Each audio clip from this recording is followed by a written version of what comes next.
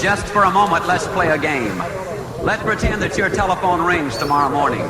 The voice on the other end says, John, I've got some marvelous news for you. We've just won a trip to Acapulco. There are going to be 4 of us that can go. There are only 2 of us, my wife and myself.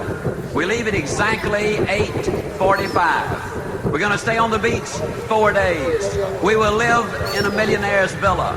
We will have everything at our beck and call. We will live the life of luxury for 4 full days. Now remember, John, we leave tomorrow morning at 8:45. My only question is, can you be ready to go at 8:45? May I see the hands of those who could, in fact, respond and say, yes, I could go.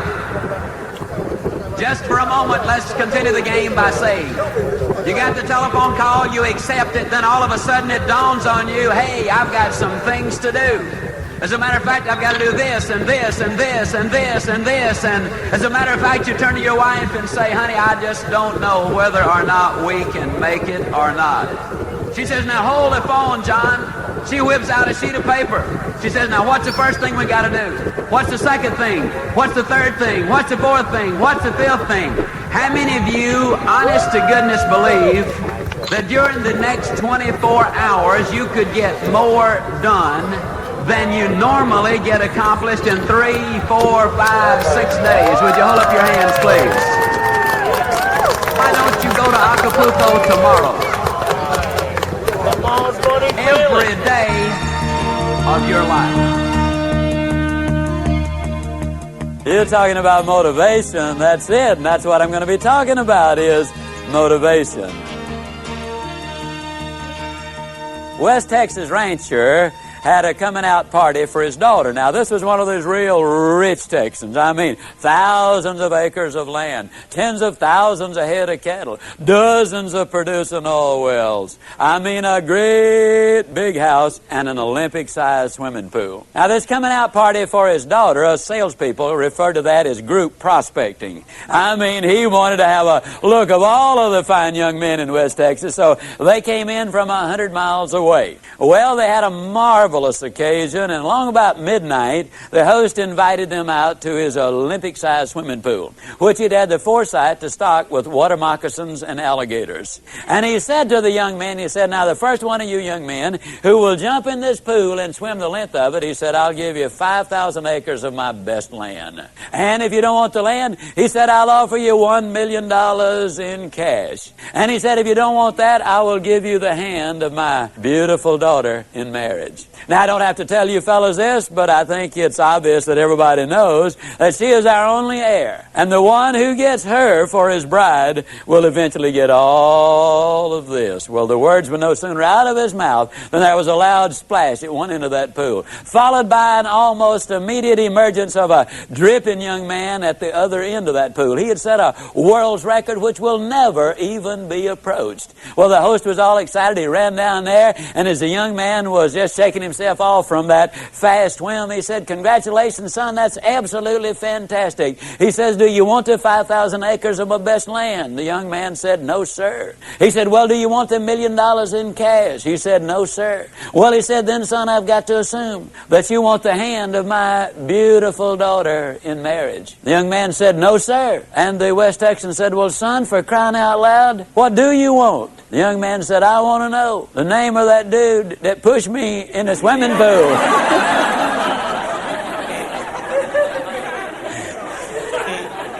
Now, I think we'll all agree that he was motivated. But I think we'll also agree that most people are confused about motivation. One of the favorite questions the media often ask me is, Mr. Ziglar, now you're going to do this 4-hour seminar. Yep, that's right. And you're going to get the people all motivated. I said, I sure hope so. That's what management brings me in for. Well, let me ask you a question, Mr. Ziglar. Where will these people be a month from now, 6 months from now? In other words, Mr. Ziglar, tell me, is motivation permanent? Well, I got to look at you folks and say, no, motivation is not permanent. But then neither is bathing. But that doesn't mean I don't approve of bathing. As a matter of fact, I strongly encourage it. Eating is not permanent unless you don't eat, and then pretty soon your condition will be permanent. No, motivation is not permanent for the simple reason that we've got demotivation, which takes place every day of our lives. There's more confusion about motivation and positive thinking than just about anything that I have ever encountered. I believe in this presentation, though, we're going to be able to clarify much of that for your benefit, and more importantly, share with you how you can keep the motivation and the positive thinking going. Positive thinking won't let you do anything. I get so annoyed when I hear some people enthusiastically stand up and say, man, with positive thinking you can just do anything. Just believe it, and man, think about it positive enough, you can do it. I believe that's ridiculous. See, I'm 60 years old. I don't care how positive I got. I could not whip a boxing champion. I don't care how positive I got. I could not play football in the NFL or the basketball in the NBA. I don't care how positive I got. I couldn't perform major surgery on you and have you live. Nor could I give you a lecture on nuclear physics. Positive thinking won't let you do anything, but it will let you do everything better than negative thinking will. You know what positive thinking will do? Positive thinking will let you use your ability. And I'm here to tell you that is all you really need. Positive thinking won't let you do anything, but it will let you do everything better than negative thinking will. Will you buy that idea? Does that make sense to you? Okay, it lets you use your ability. See, that's what we want to communicate with you in this presentation. Now, J. Allen Peterson, in his beautiful book, The Myth of the Greener Grass, points out that according to one computer study, over 90% of the input in our minds on a daily basis is of a negative nature. Shad Helmstetter, in his book, points out that the average 18-year-old American has been told 148,000 times, no, or you can't do it. When I talk about demotivation and negative input and so forth, let me share with you just some of the things that maybe you've heard. An overweight person sits down at the table and what do they say? Everything I eat turns to fat. A parent sends a child off to school and says, now don't you get run over. I mean, that's about as negative a statement as you can get. You see, our terminology is all fouled up. We wake up in the morning with the aid of an electronic rooster, and what does the average person call that electronic rooster? You tell me. Alarm clock. But you see, they sound the alarm when the building catches on fire. That scares people. They sound the alarm when the bank's being robbed. That scares people. If you wake up to an alarm, that scares people. No wonder they're negative. It's an opportunity clock. Well, you think about it. If you can hear it, that means you've got an opportunity to get up and go.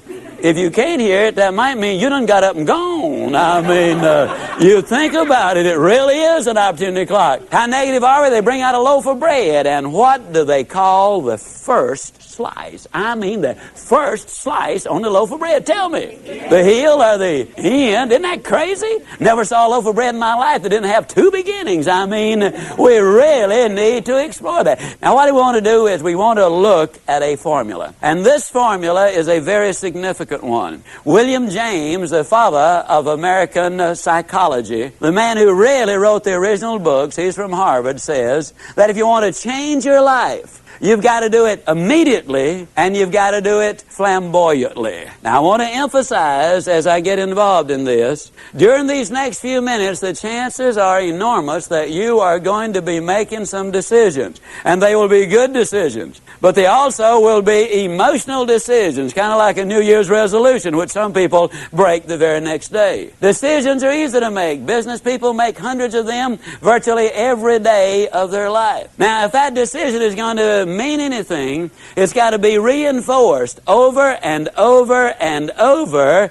and it's got to be done enthusiastically. Now, if it's reinforced often enough and enthusiastically enough, then the decision becomes a commitment. Now, once you've made a commitment to do something in your life, ladies and gentlemen, then you will seek the training. You will demand the training that will enable you to utilize and reach the commitment which you've made. Now, training is what makes behavioral changes in your life. If the training is good, that means you will develop winning habits. And ladies and gentlemen, all you've got to do is practice winning habits long enough, and you yourself will become a winner. You see, we were born to win. I believe that with all my heart and soul. We were born to win. The unfortunate truth is, many people have been conditioned to lose. So as we look at this formula, as I share these steps with you, I want to really encourage you to listen carefully this first time, but also repeat it over and over until it becomes a part of you.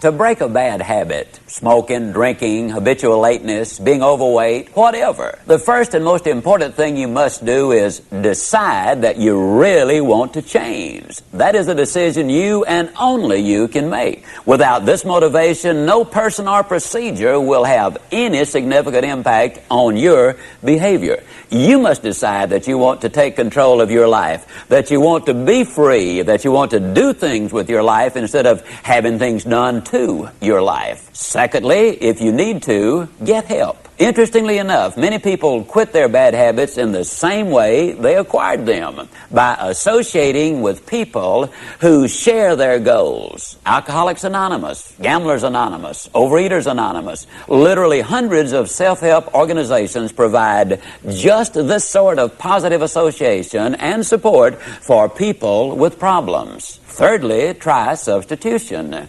There is really no such thing as eliminating a habit. You simply substitute a good one for a bad one. The psychologists say that it's important to have a new activity or habit to fill the void when you start shedding old habits. In place of eating, you might try jogging. Instead of drinking, you might try talking. In place of smoking, substitute writing. In other words, don't be unwise in your habits, but rather aspire to maturity and wisdom, and keep your mind well and emotions focused on positive ideas. Step number 4, use the psychological technique of imaging, of visualizing yourself as free of that destructive habit. Picture yourself as doing something else, something positive, something winning. And a final suggestion: once you decide to grab hold of a new habit, you will need, for a while, to force yourself to hold on real tight, to hold on to it for all you're worth. Eventually it will get easier and even become fun. But at first, to make it stick,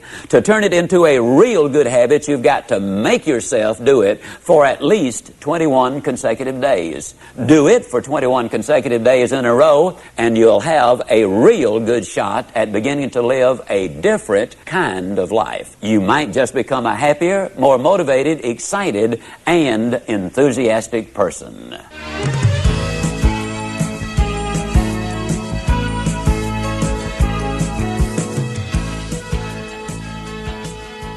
Step number 1 is never judge the day by the weather. Now that sounds like a very simple thing, but suppose the weather is miserable. Does that mean you're going to decide to have a miserable day? That doesn't make any sense, does it? And yet a lot of times when I'm talking with people, I'll say, "How you doing?" Well, they'll say, with this weather, what can you expect? As if the weather was the only factor. I'll never forget when my beautiful middle daughter was born. Dreary, bitterly cold, cloudy, overcast, snowy day. Oh, it was an ugly day. But do you think when I looked at that beautiful daughter of mine that I had any concern about the weather out there? Step number 2, you need to learn to look for the good in other things and in other people. Now that's very, very important. Forbes magazine had a most intriguing article. They were talking about successful entrepreneurs. And in this article they point out that an incredibly high percentage of those entrepreneurs make their money in a new location. Now, the new location did not matter whether it was north, south, east, or west. It did not matter whether it was rural or urban, but they invariably, or oftentimes I should say, made their money in a new location. Now, why is that? Very simple. When they go in the new town, they are the new area, they're not familiar with the bureaucracy. They're not familiar with the problems. They don't know the things which cannot be done. They go in with extraordinarily high expectations. And expectations in life, ladies and gentlemen, are so important. You see, you're going to find what you are looking for. We have a seminar in Dallas which people attend from all over the world. We try to get the corporations and other people to send husbands and wives together because our research indicates that if the team functions together, they both will do better in whatever it is they do. There's one company that sent in 4 couples. We have a little process whereby we separate the people into little groups, or one section of where we got about 8 or 10 people, another one where we got about 20 people, and then we have the general get-together 3 times a day. Well, in the individual groups, they do a lot of role-playing and participation. They're very busy. And every time an individual says or does anything, the other members of that other group write them a little note that says, I like Gene Smith because. And then they use some specific observable behavior that they like about her. At the end of the 3 days, each one there will have from 1 to as many as 200 of those little slips. You're talking about motivators. People get excited about it. Well, these 4 couples really got turned on, and we finished at about 8:30 that evening. They went out the first night to a very late dinner at one of Dallas's finest restaurants. They hit the jackpot with a waiter. He had been there over 20 years, been a waiter over 25 years. He was professional in every way. He was there when he was needed, but he did not join the party. He was friendly, but he was not familiar. At every need, he was there. He was really great. There was a lot of interchange. They got his name.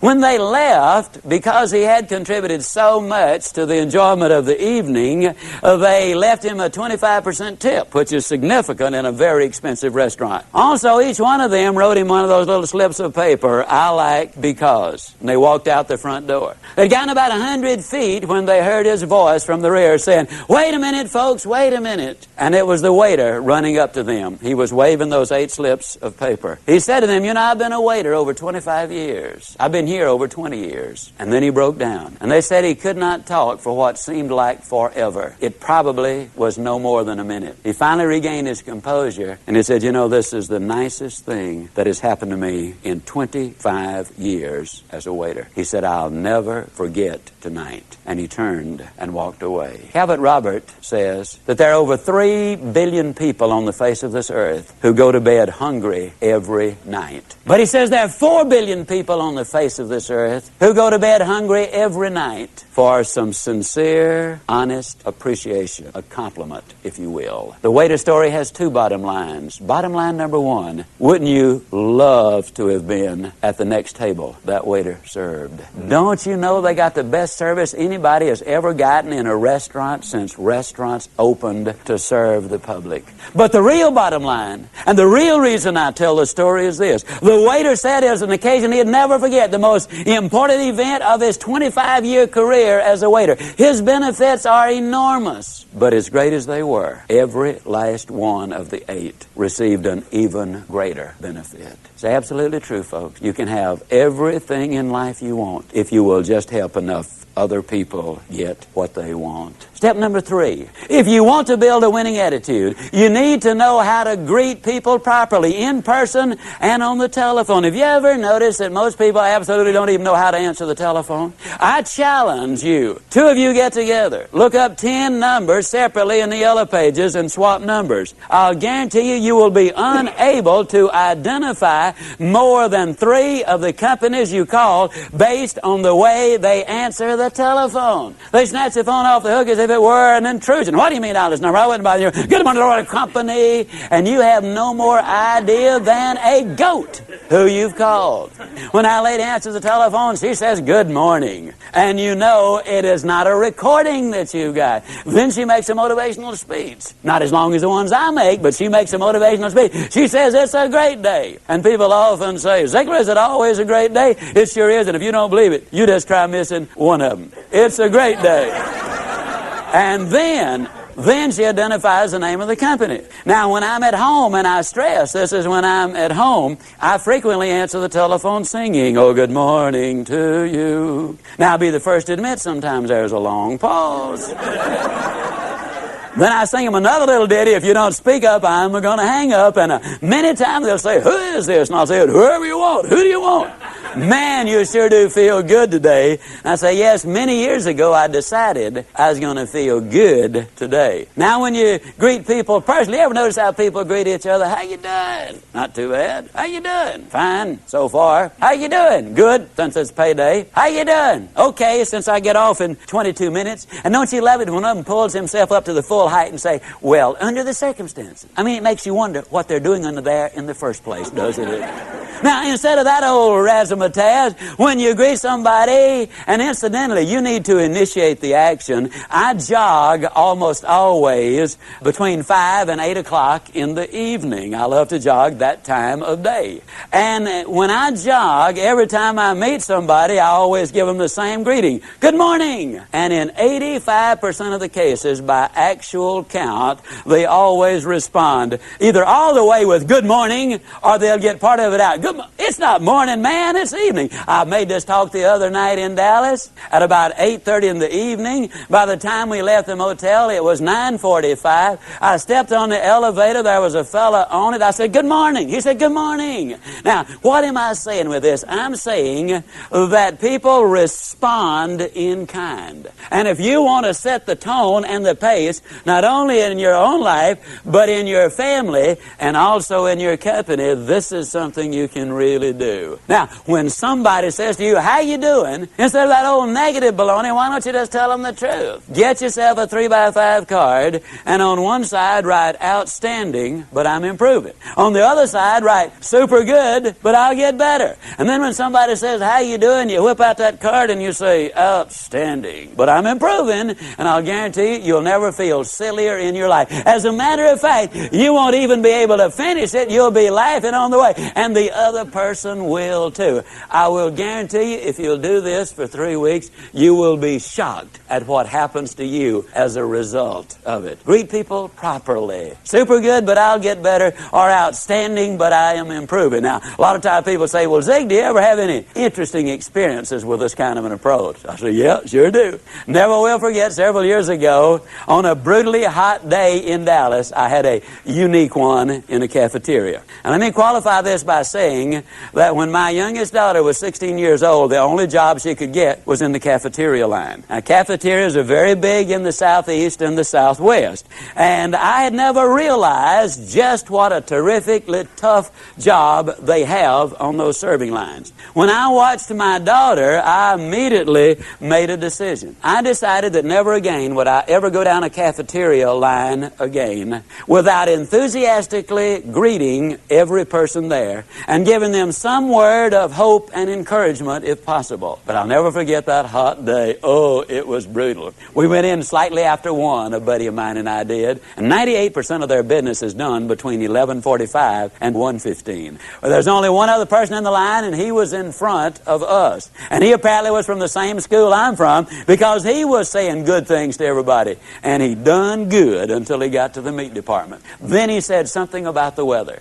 Now, you got to understand, some people sweat and some people perspire. The lady cutting the roast beef was sweating. And when that fellow said something about the day, she reached up, she wiped her forehead, and she slung the dirt on the floor, and she said, yes, it has been one of those days. Now, you got to understand, she wasn't talking to me, but she's talking about the only day we got. And she's talking in my town. And I've got a reputation at stake. I cannot sit idly by and let a comment like that be made right there in Dallas, Texas, and me not have something to say about it. So I put my big nose in. I said, yes, it's absolutely magnificent, isn't it? She looked at me with the coldest, most calculating eyes that I've ever seen in my life, and she said, you have been out in the sun too long.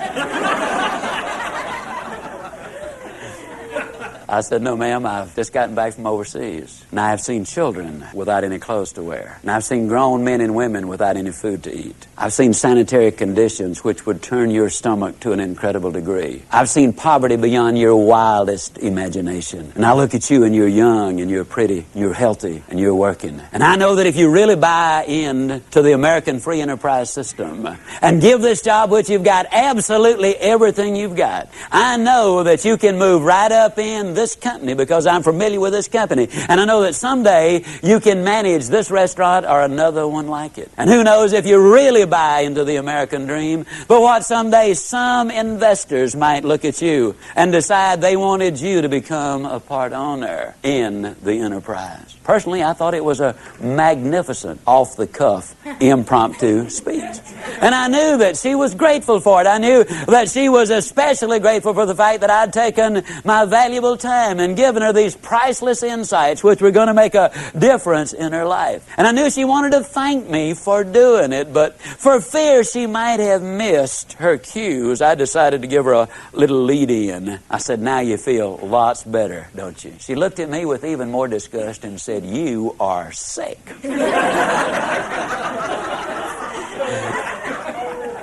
Well, you win some, you lose some, and some are rained out, you know. Well, I got the rest of my food. I went on down to the end of the line, my buddy and I, and we sat down. We're having our lunch, and we ran out of tea. And a lady, she had to have been 65 years old. She might have been 70 or 75, came by to serve the tea. With a sparkle in her eyes like any teenager would envy, as she came up and offered the tea, I said, "Well, how you doing?" She did a little two-step backwards, and she said, "Honey, if it is any better, I'd think the deck was stacked." I said, "Why don't you go tell those ladies on the serving line that?" She said, "Oh, no." She said, "If I fool around with them, I'd end up being just like they are." I don't know where she learned her psychology, but she's right on the button.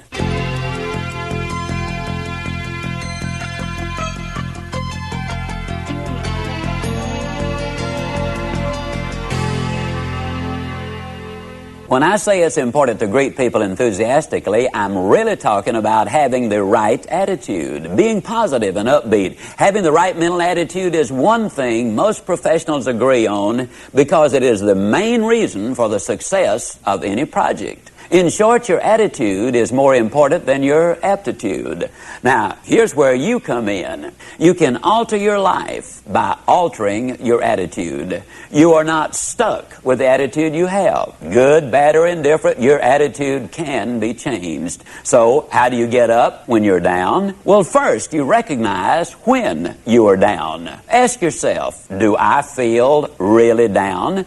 Do I resist change? Am I negative when others are trying to be positive? Am I a put-down artist? Would I rather say no than yes? Second, understand that there are seldom, if ever, any hopeless situations. Only people who lose hope in the face of some situations. Third, know that the condition is temporary and can be changed. Fourth, you schedule your downtime. Set a time limit on how long you plan to stay down. A couple of hours for minor things, maybe a few days, even a week for the bigger disappointments in life. In any case, know which day will be your get up and go up day, and get up and go. And fifth, try this new motto on for size. Go with the flow. When your boss tells you to do something, do it with style and with a smile. Instead of making excuses when a friend compliments you, just smile and say, "Thank you," instead of putting yourself down.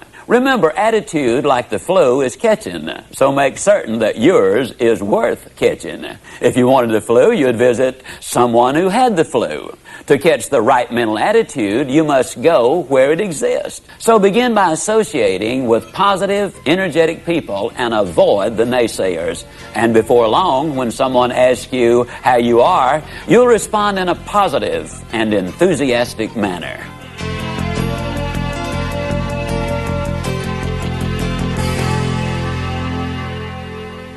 Step number 4 is you need to establish some symbols. It seems that on every street corner in every city I go in, there are some symbols. Some people call them red lights, some people call them stoplights, some people call them traffic lights. And in reality, they've all misnamed them. They are go lights, ladies and gentlemen, and they're put there for the express purpose of making traffic go. The average person spends 27 hours a year in front of those lights waiting on the right color to come along. Let me ask you a question. Have you ever been sitting there waiting on the right color to come along. You're all excited, you're all enthused, you're all motivated, you're listening to your Zig Ziglar tapes. And as you sit there, you look out the side of your eye and you can't believe it. Here sits a dude over there and he's waiting on the right color to come along too. He's got a good and firm grip on that steering wheel. I mean, he doesn't want that car to go anywhere. And he's talking to that light up there, you know, and you watch him a minute, you can't believe it. He's got his foot on the accelerator. He's racing the engine to change the color of the light. How many of you have actually seen some dodo sit there racing the car motor trying to change the color of the light? Can I see your hands? Now, folks, I hate to be negative. Matter of fact, I won't be negative. I'll be like a little boy came home from school one day and said, Dad, I'm afraid I flunked that arithmetic test. His dad said, son, that's negative. Be positive. He said, Dad, I'm positive I flunked that arithmetic test. I don't care how much you race that car motor. It's not going to change the color of the light. Now, let me emphasize a point. Those of you who thought it might be a little juvenile a minute ago for you to say super good, but I'll get better, or outstanding, but I'm improving. If you think that's juvenile, what do you think it is to sit there to race a car engine trying to change the color of the light? Good friend of mine, Bernie Loftic, Winnipeg, Canada, most positive man on the face of this earth. I know he is. Bernie's so positive he's never had a cold. Every once in a while he has a warm.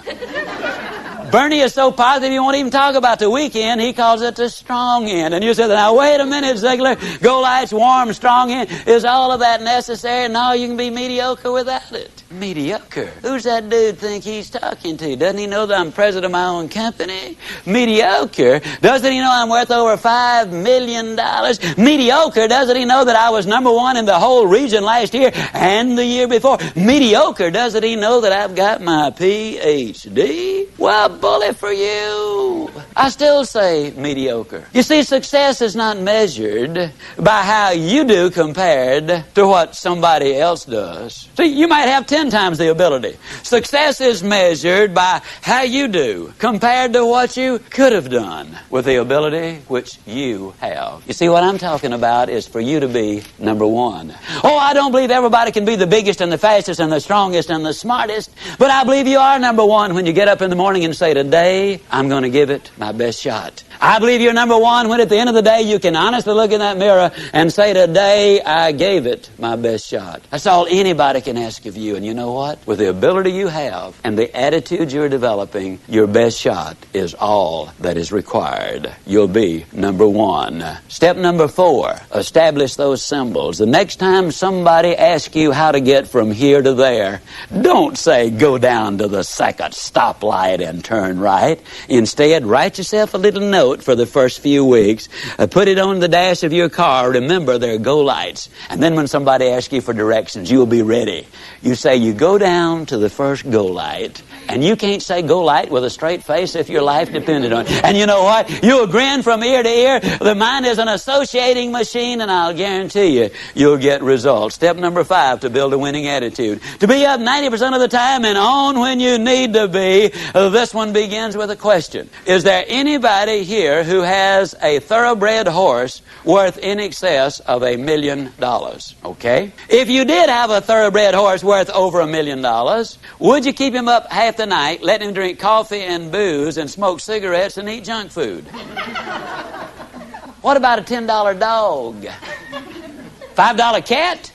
You know, actually, you treat a $5 cat better than you do a $1 billion body. And if you had $1 million thoroughbred, you'd have the best trainer in the country. You would hire a dietitian to make certain his food was exactly right. You'd have the best facilities. You'd have an air-conditioned barn in the summertime and a steam-heated one in the wintertime. $1 million investment. But here's this $1 billion body. Step number 5 really boils down to the fact that we need to take care of our health. Now, to do that, there are some very simple things to do. You need to get a reasonable amount of sleep, ladies and gentlemen. Dr. Forrest Tennant, the #1 drug authority in the country, in my opinion, is a consultant for the National Football League. He's a consultant for Texaco. He's a consultant for Abbott Laboratories, the Justice Department, the Los Angeles Dodgers. Has the largest research staff of anybody in the country. Dr. Tennant says that you need a certain amount of sleep. It's a must, because sleep is the only function which permits the brain to replace affects certain chemicals in the body. And a lot of people who have difficulty in life can be traced directly to the fact that they've upset that balance by not getting enough sleep and by putting those chemicals into their system, which destroys that. You need a certain amount of sleep. Number 2, you need to eat a well-balanced diet. Number 3, you need to get on an exercise program. I'll just point out that I got on an exercise program 15 years ago. I'm going to brag just for 1 second. In January the 5th, 1987, I went to the Cooper Clinic in Dallas for my physical. I go every 18 months. While there, I stayed on the treadmill longer than any active player in the National Football League who's been tested, and lots of them have been tested. I'm 60 years old. I have a resting heart rate of 41. I can do things today I never could have dreamed of doing when I was 25 years old. When I got on this program 15 years ago, the first day I ran a block. I'm here to tell you that a good exercise program will make a dramatic difference in your life. If you're over 30 or over 30 pounds overweight, get medical advice before you get started. Be sensible about it. Do not try to be a weekend hero and end up in serious trouble. Take care of yourself, but do what is necessary to get in shape physically. A lot of people say, well, Zig, I know you're terribly busy. When do you have time to run? Well, I am so busy I don't have time not to run. That's a literal truth. You see, when you exercise, you activate the pituitary gland. The pituitary gland floods the system with endorphins. Endorphins are over 200 times more powerful than morphine. And the result is you end up on a natural chemical high. And for the next 2 to 5 hours, you're far more productive, far more creative, far more energetic. I invest that few minutes in running and get back hours as a result of it. Take time to get in shape. You need to avoid poison. I'm talking first of all about smoking cigarettes. Every time you smoke a cigarette, you have just decided to die 14 minutes earlier than you otherwise would have died. 17 2/10% of all the deaths in America are attributed directly to smoking cigarettes. Keep that poison out of your system. Booze, every time you take a drink, it damages and destroys brain cells. We now know that expectant mothers, even if they drink very, very, very, very moderately during pregnancy, it has an impact. Step number 5, ladies and gentlemen, you need to take care of your health.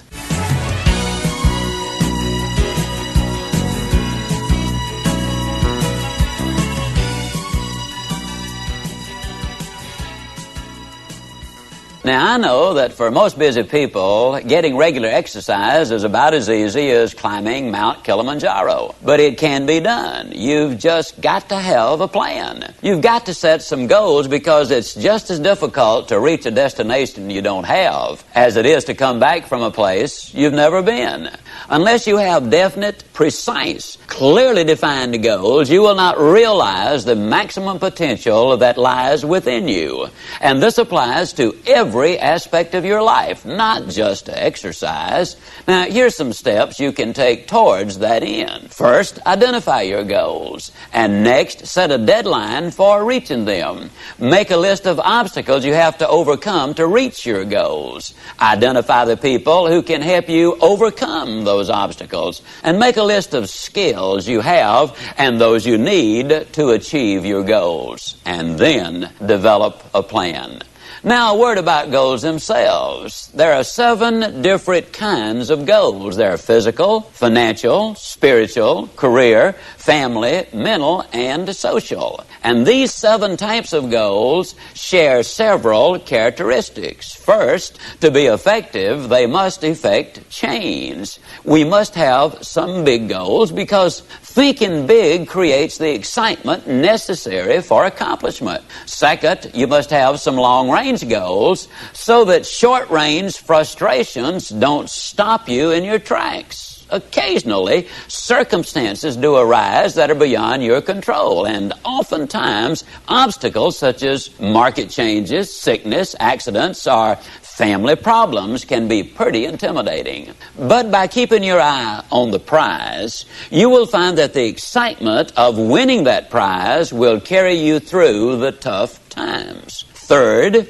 if you don't have daily objectives, you qualify as a dreamer and not as a doer. Dreamers are fine, provided they build foundations under their dreams by working daily towards them. Often, the difference between the great and the near great is the awareness that making it big means working every day towards our long-range objectives. And four, your goals must be specific, not vague or general. If you want a new home, for example, know every detail of that house. How many square feet, number of rooms and bathrooms, the shape of the living room, the type and kind of lot, its location. If it's a car you're dreaming about, picture the make, the model, the color, and every option you want it to have. You see, if you want to reach your goal, you must see it, be able to smell, to touch, and to taste it.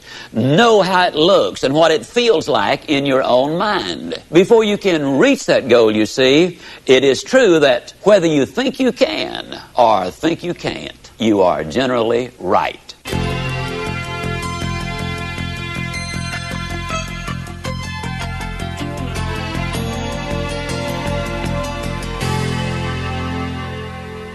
Step number 6, you need to feed your mind with the good, the clean, the pure, the powerful, and the positive. Let me ask you a question. If I were to come into your living room one day with a pail of garbage and dump it on your living room floor, what do you think you'd do? I bet I can answer the question. You would either get your gun and say to me, "Now, Ziglar, I'll bet you can clean that up." Or you'd get on the telephone and you'd call the police. Or you'd whip me as long as I was there. Those are things you would probably do. And then for months you'd be talking about this crazy guy came in my home, dumped garbage on the floor. Ought to shot him. As a matter of fact, I wish I had. But we could clean the garbage up off your living room floor. But what about the garbage that we dump in our mind every single day? Einstein said that it takes 11 correct inputs to overcome one incorrect input. And a lot of the things which go in our minds and in our children's minds is not a thing in the world but pure garbage. I would ask you to do this. Evaluate what you read and what you view. Evaluate it in this light. Will this really help me to accomplish my objectives in life? Or is this going to be a deterrent to me accomplishing my objectives in life? Remember, you're what you are and where you are because of what's gone into your mind. And you can change what you are, you can change where you are by changing what goes into your mind. Now, as you probably suspect, I'm an absolute enthusiast about the cassette recorder. I believe it's the most fascinating educational tool that we have in our country. I was a visiting scholar for the University of Southern California for 2 years. One of the things they discovered was that if you live in a metropolitan area and drive 12,000 miles a year, that in 3 years' time you can acquire the equivalent of 2 years of college education. You can learn virtually anything you want to know about finances, foreign languages, the Bible, how to set goals, how to close sales, how to plan your life. You can learn so many things while you're there in your car. Feed your mind. Second thing I would encourage you to do is start reading something good every day. Did you know if you read 20 minutes a day and you're an average reader, that at the end of the year you will have read 20 200-page books, and that the average American only reads one good book a year? Think of what an advantage that will give you over the competition in whatever field you're in. Now, who does these things? Well, Mary Kay Ash of Mary Kay Cosmetics told me that she would never get in her car without a cassette that she could listen to while she was going somewhere. H.L. Hunt, worth $3 billion at his death, listened to cassette recordings until after he was 80 years old. Wallace Johnson, one of the co-founders of Holiday Inns International, over 80 years old, tells me he listens every day and reads at least 2 good books every month. Alan Bean, one of the astronauts who walked on the moon, told me that the astronauts on their way to the moon and back, and please understand, these people have the best self-images, the most clearly defined goals, the most positive mental attitude. They're the most confident, competent people as a group maybe that our country has. But these people were listening to motivational recordings on their way to the moon and back. And what a delight it is for me to be able to say that some of the recordings they were listening to were fantastic.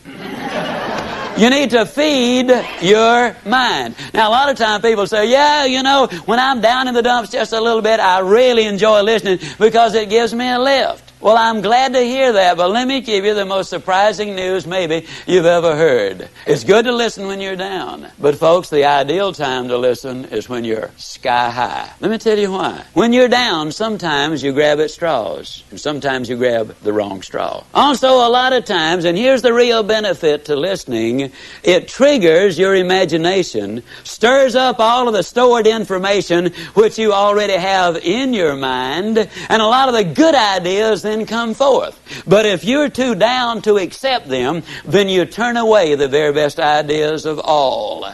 Listen when you're up. And then with those endorphins popping, and they do pop as a result of listening to good motivational recordings, when you listen then and new ideas pop in your mind, it generates even more excitement. Here's what we've discovered. You need to listen at least 16 times to get the complete message. That's the reason I say listen to this over 16 times, because you will get all of it then. It will become a part of you. Let me say it again. You probably have been in the process of making decisions right now. As you listen, you will make those decisions. But as you listen over and over, the decision changes to commitment. And once you've made the commitment, then you will seek the training which will make the difference, because that means behavior changes. And when you change behavior, then you start developing winning habits.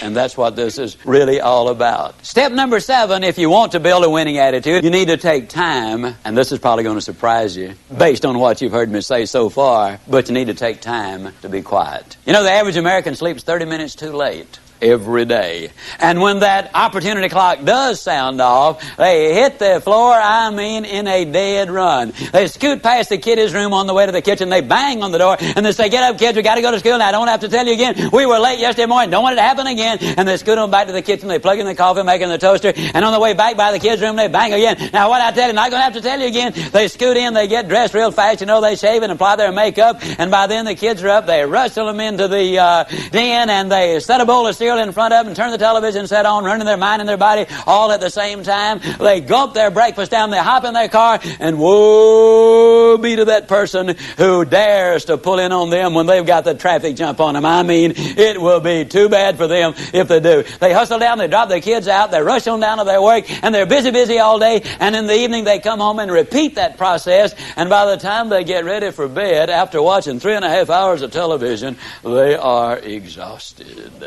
You know what we need to do, folks? We need to take time to be quiet. You need to do it at least 4 or 5 times a week. A lot of people say, well, that guy keeps talking about time for this and time for that. I don't have time for all of these things. Let me tell you how you can create an extra 3 hours every day of your life. Guaranteed.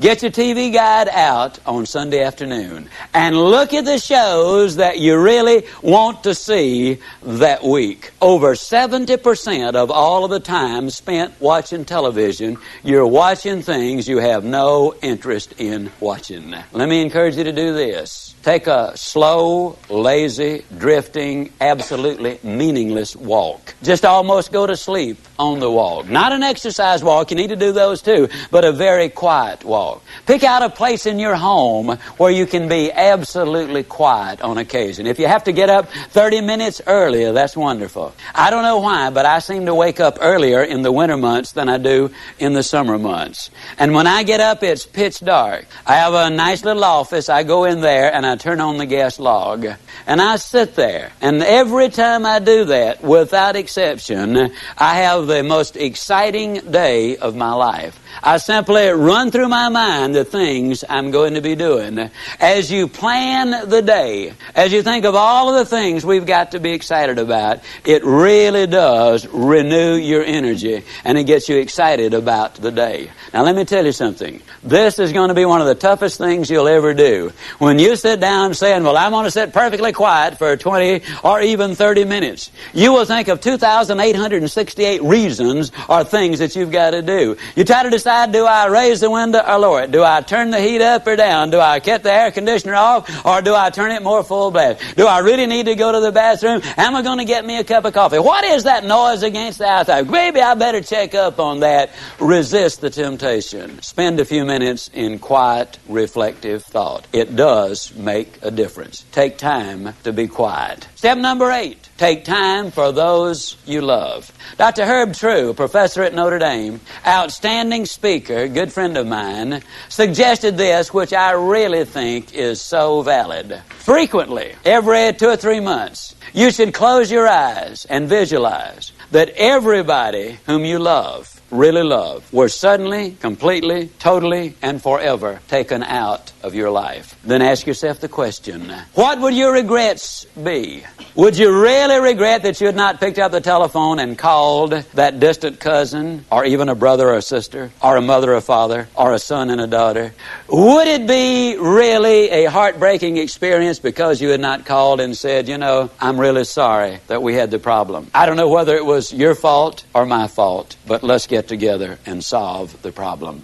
Take time for those you love. Spend time with each other. Those of you who are married, spend time as husband and wife, just enjoying each other, communicating with each other, getting acquainted with each other. Earlier I said all of the studies revealed that if there is that close relationship, then success is more likely to come your way. Korn Ferry International, an executive search firm in New York City, in conjunction with the UCLA School of Management, did a study on 1,362 vice presidents, men and women who were aspiring to the president's chair. Their average income was $215,000. They had spent an average of 15 years working for the company, and the most lucrative of them, those who had the highest paying of all the jobs, had had 2 or fewer jobs in their lifetime. They were loyal to their company. 87% of them were still married to their one and only mate. 92% of them were raised by 2-parent families. But the story has even more. They said they considered integrity the most important characteristic in their success arsenal. 100% of them said hard work was absolutely necessary. 89% of them had 2, 3, 4, or more children. 71% of them also said that if they had more time, they'd spend it with their wives. 50% said with more time, they would spend it with their children. Incidentally, the average one worked a little over 50 hours each week. So they're not working those 80 and 90 hours a week that a lot of people might think they are. And they're living a balanced life. 89% of them also were either Catholic, Jewish, or Protestant, and their faith apparently had some meaning to them. U.S. News and World Report did a study of the millionaires in America. There are now 1 million of them. They said the typical millionaire has gotten that way because he's earned his money or her money over a period of 20 to 30 years. They do work about 50 hours a week. They're still married to their high school or college sweethearts. In other words, the family is intact. Incidentally, a couple of other little things you'll be intrigued about this. They discovered that less than 1%, and the implication was it was considerably less than 1%. Of all of the millionaires in America earned their money in music, radio, television, the movies, and all athletic endeavors combined. Considerably less than 1%. Intriguing, isn't it? Also, they discovered there are far more salespeople who are millionaires than doctors. And me being a salesman, I kind of related to that one. I thought it was neat. Now, what does all of these studies really say? These studies say that if we can build that relationship with those we love. Now, your family might simply be mother and daughter. It might be father and son. It might be husband and wife. It might be brother and sister. But you know who you're close to. The better you get along with the ones you love, the more likely you are to be successful in whatever else it is you do. Now, what do these steps involve? Let's do a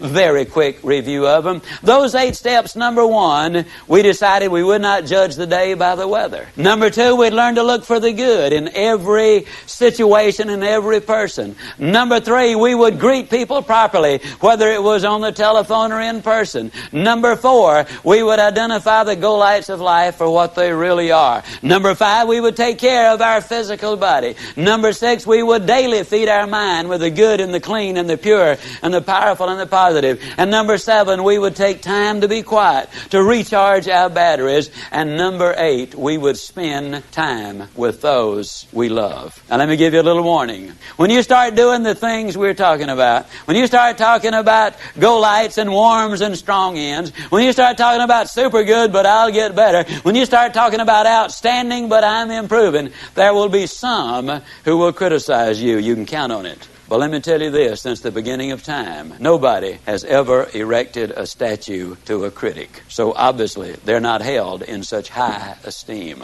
I might also warn you that there are some people who will laugh at you. But let me remind you that the little world laughed, but the big world gathered on the banks of the Hudson when Robert Fulton went steaming by. The little world laughed, but the big world was at Kitty Hawk when the Wright brothers made that historic flight. The little world laughed, but the big world was tuned in when Alexander Graham Bell made that phone call that opened the lines of communication which are so important today. The little world might laugh as you set out on your objective, but let me point this out. The big world is going to be right there at the finish line cheering you across. Let me also emphasize that what you get by reaching the destinations you set in life, what you get is not nearly so important as what you will become by reaching your destination. You see, you'll become the winner you were born to be. Buy these ideas. Do these things. Take these steps. Follow these procedures, because if you do, I can close by saying, do these things and I definitely will see you.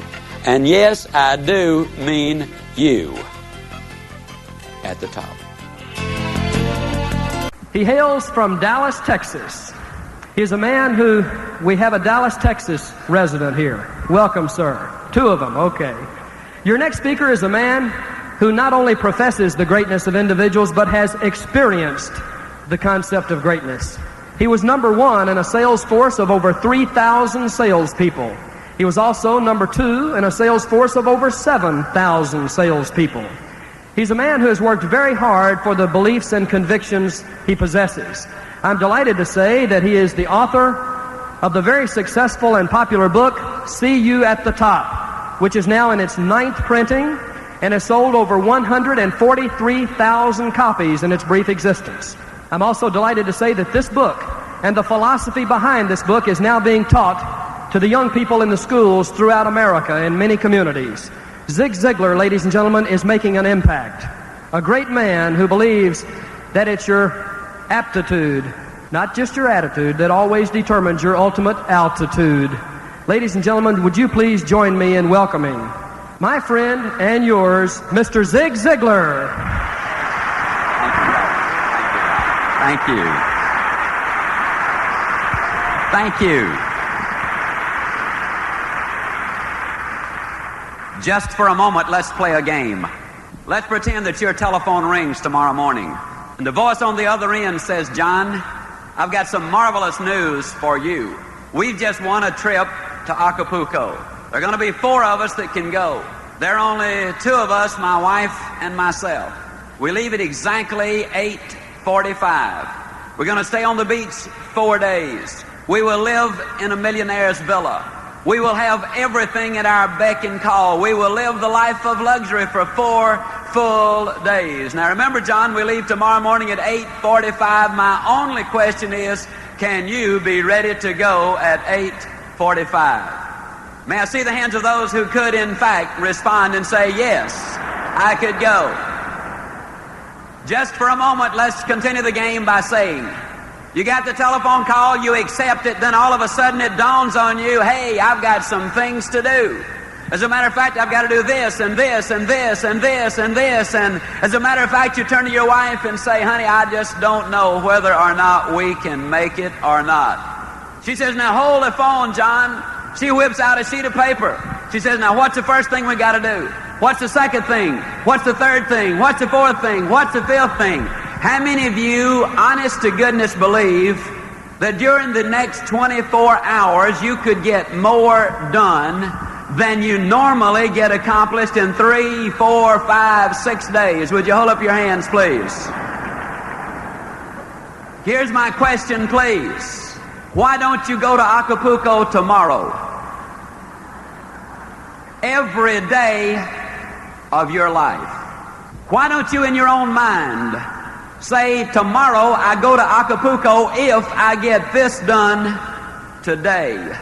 Do you realize that if you were to do that and schedule it and lay it out, that it would be just a matter of weeks before you could in fact go to Acapulco at any time that you wanted to, or anywhere else you wanted to go? I was coming in on the plane yesterday, which is generally the way I fly. And I was seated next to an old boy, and I couldn't help but notice he had his wedding band on this finger. Now I looked at him for a moment. I said, friend, you got your wedding band on the wrong finger. He said, yeah, I married the wrong woman.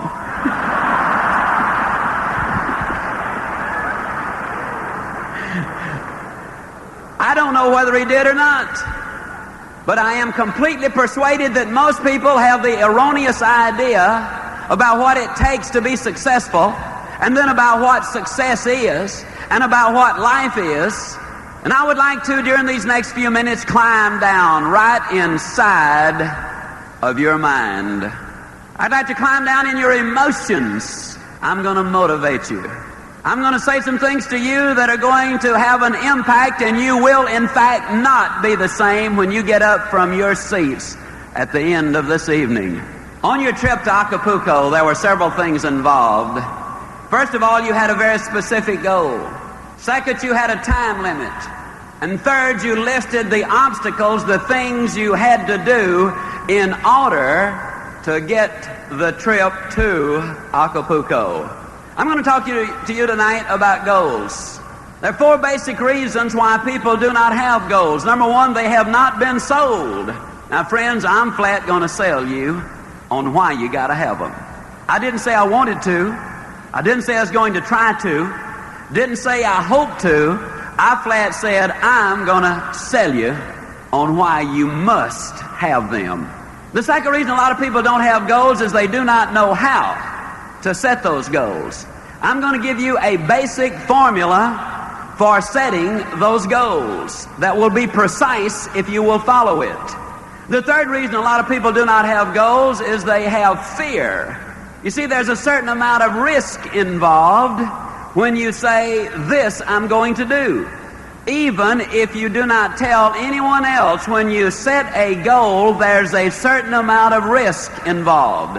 Then the fourth reason a lot of people do not have goals is because they have a poor self-image. If you do not think you deserve success, if you do not think you deserve a bigger home, to be $1 million producer, to have an outstanding mate, or beautiful, well-disciplined children who are productive, if you don't think you deserve them, then you'll do things that will keep you from getting them. Let's look at number 1. Let's sell you on the idea of having goals. Are they important? At Yale University in 1953, they did a study of the graduating seniors. They discovered that of the graduating seniors, only 3% of them had definite, predetermined, written down goals. 20 years later, they did another survey of those seniors who had graduated. They discovered that the 3% who had committed their goals to paper had accomplished more than the 97% who had not written them down. What about you personally? Have you got your goals laid out? Are you a meaningful specific, or are you a wandering generality? Are goals necessary? I'm going to say emphatically yes. Can you imagine the chairman of the board, General Motors, and somebody comes to him and says, how did you get to be chairman of the board, General Motors? Do you really believe he said, well, I just showed up for work, and they started promoting me, and first thing, here I am, chairman of the board, General Motors. No, I think you know that is not the way that it happened. What about you? Are you a wandering generality, or are you a meaningful specific? How many of you are in the world of selling? Would you mind holding up your hands, please? One of the major problems we have in the world of selling, a lot of times the salesperson is out selling. And although they're out there physically, what they're saying mentally is, I need to be home with the family. And then when they're home with the family, physically, they're saying mentally, I ought to be out in the field selling. And so when they're out in the field, they're really back at home, and when they're back at home, they're really out in the field, and they ain't never nowhere.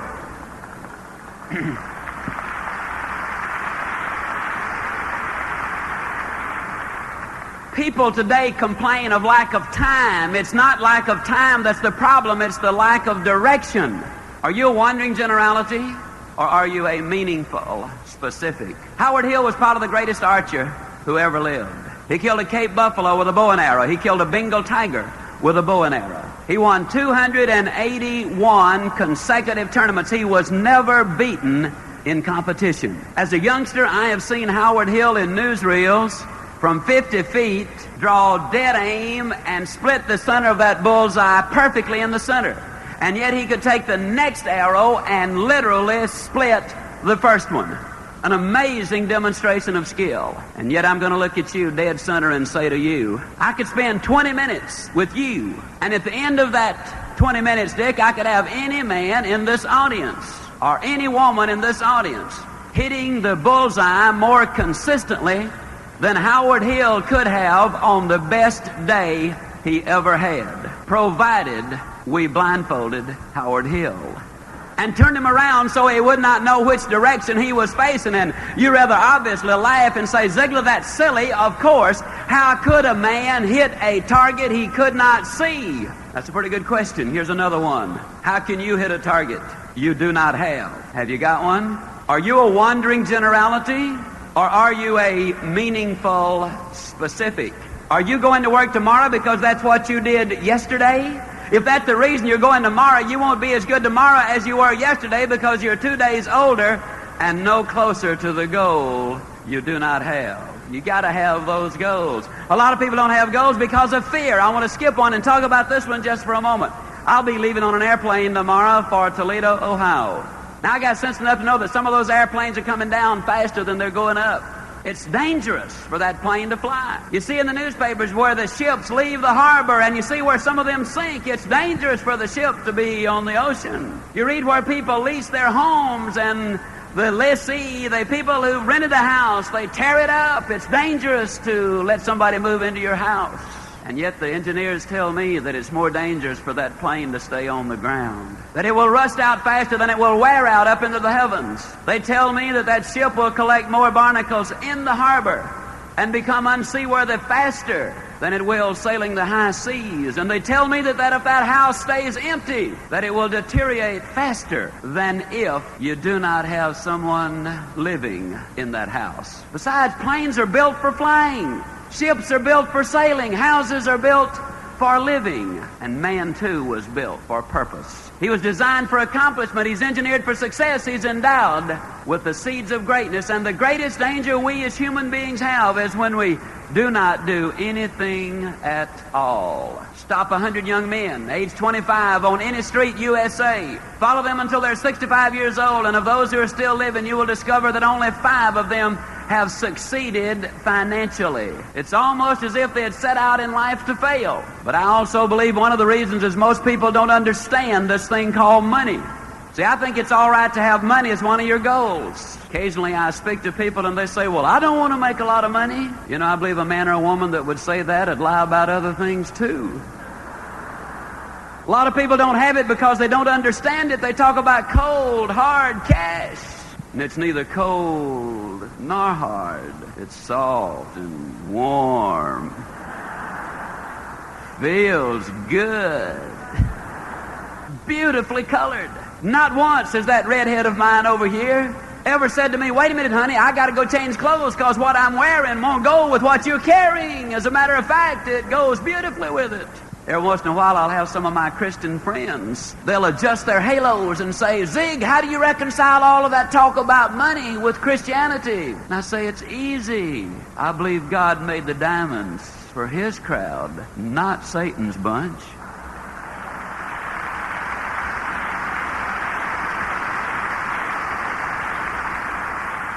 I read my Bible and it tells me Jacob was a millionaire. Moses was a millionaire. Solomon, the richest man who ever lived. And old Job wouldn't have qualified for the food stamp program, if you know what I mean.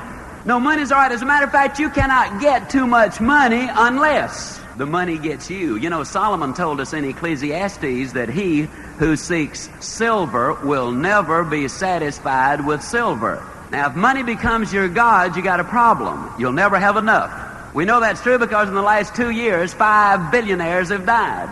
Down in Dallas, somebody said, I wonder how much money Howard Hughes really left. And somebody else said he left it all.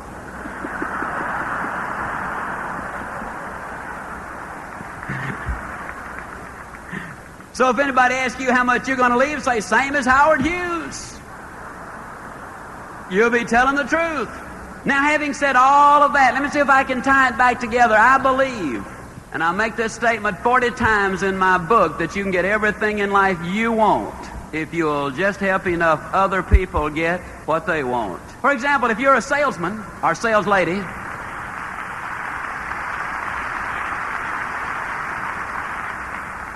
if you're selling a product that solves a problem, then you're helping someone else get what they want, which is the solution to the problem, so you get what you want and what you deserve. If you're in management and your productivity and the productivity of your people is important to your income, if you can train, enthuse, inspire, motivate your people to be successful, then your rewards are going to be greater. You can get everything in life you want if you will just help enough other people get what they want. See, we can get what we want if we can give you some thoughts or some ideas or some motivation or some stimulation. If we can, in fact, leave you something so that when you go home tonight, you will be a better man or a better woman or a better boy or a better girl. Then you will be more successful tomorrow. Yes, there's danger in setting goals, but there's infinitely more danger in not setting them. Then a lot of people do not know really how to set goals. I'd like to share at some length with you on that.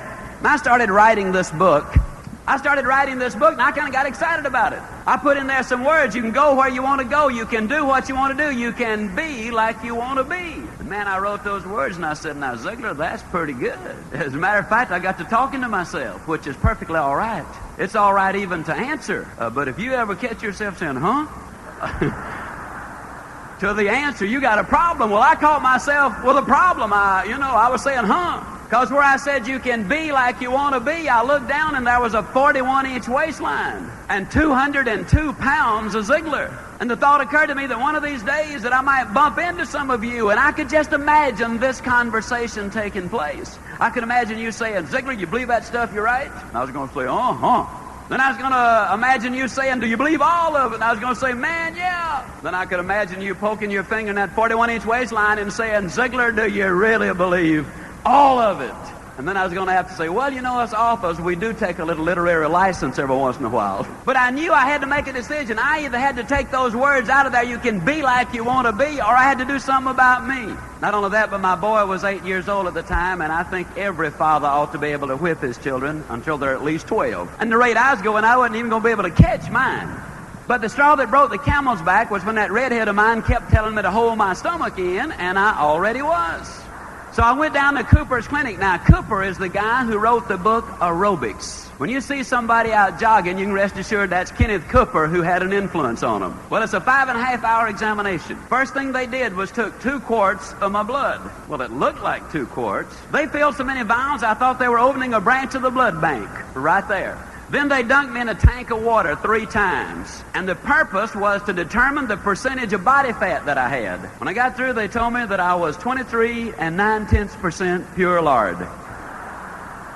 Then they put me on a treadmill, and you know, on the treadmill, the longer you can walk, the better your physical condition, and the worst possible condition was horrible. Well, I was determined to get out of horrible into just awful, and I made it by 4 seconds. When it was all over, the young doctor, Dr. Martin, skinny young doctor, runs to the Boston Marathon, does the good things, called me in, big smile on his face, optimistic, a real PMA advocate, probably reads Success Unlimited on top of it. Called me in, and with a big old smile, he said, Mr. Ziglar, we've got marvelous news for you. We've run these figures through the computer, and according to our computer, and we know it's right, you, sir, are not overweight. However, he said, according to the computer, you are exactly 5 1/2 inches too short.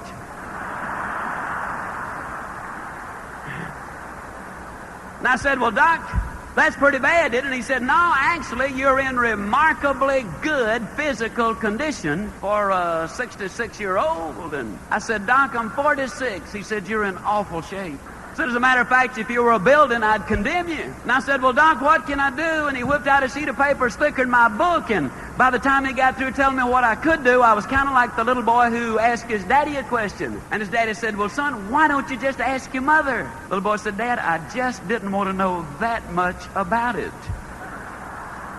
I got home and that redhead of mine said, honey, you're going to be out running all over the neighborhood, I suppose. And I said, yep. Well, she said, if I'm going to have a 46-year-old fat boy running all over the place, I'm going to get you looking as good as I can. So she went down and bought me a fancy running outfit, and I'd already gotten some fancy shoes.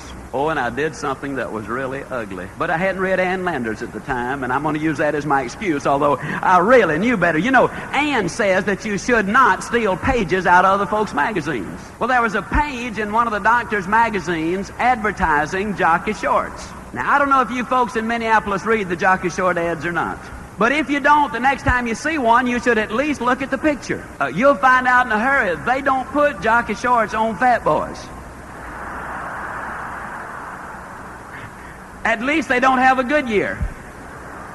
So I hung it up in my bathroom and I said, now there's my hero. That's the way I'm going to look. Well, the next morning that alarm clock sounded off and I hopped out of bed and put that fancy running outfit on and hit the front door and ran a block. Oh, but the next day I did lots better. I ran a block and a mailbox. Then the next day it was a block and 2 mailboxes, then a block and 3, and a block and 4, and a block and 5. One day I ran all the way around the block, came back in, woke the whole family up and said, guess what Dad has done? And one day then I ran a half a mile. Then one day I ran a mile. One day I ran a mile and a half. One day I ran 2 miles. Started doing the sit-ups, only 8 the first day, then 10, then 20, then 40, then 80, then 120, then 200. Started doing push-ups, only 6 the first day, then 8, then 10, then 20, then 30, then 40. The day I do the GI push-up, that just means you push up in the air and slap your hands while you're in the air. I'll tell you, it's different from the others. And that weight started coming down from 202 to 165. The waistline dropped from 41 to 34. Oh, I know a lot of people have said to me, yeah, but I bet you were dieting religiously, which is partially true because I did quit eating in church. Now, please understand, I am not here to try to talk you onto going on a diet. I'm here to talk to you about goals. As a matter of fact, I talk about it as much as I do because it involves every single principle of goal setting. First of all, ladies and gentlemen, my credibility was at stake. You see, if I'm going to write in my book, you can be like you want to be. If I'm going to stand up in front of you and say, you can be like you want to be, and I come waddling out at 202, there goes credibility. If I get up here and acknowledge Jesus Christ one moment and tell you a dirty joke the next, there is no credibility. See, credibility is a tremendously important thing. That was first.